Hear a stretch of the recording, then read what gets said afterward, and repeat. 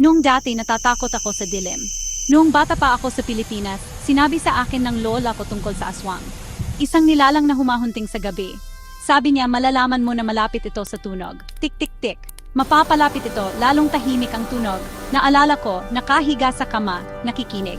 Bawat tunog sa labas ay nagpapahinto sa aking puso. Isang gabi, sinasabi ko, narinig ko ito. Hindi ako makagalaw.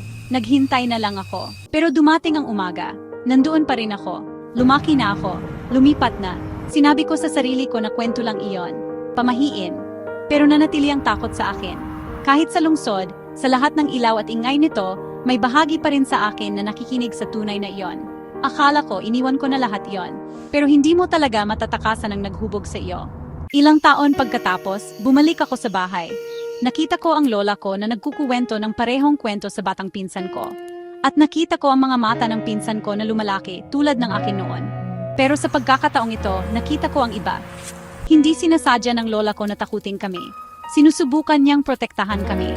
Sa isang mundo na walang ilaw sa kalye o kandado, binigyan niya kami ng takot upang panatilihing ligtas kami. Hindi totoo ang aswang. Pero ang pag-ibig sa likod ng kwento ay totoo. At na-realize ko, yun ang dala-dala ko sa lahat ng oras.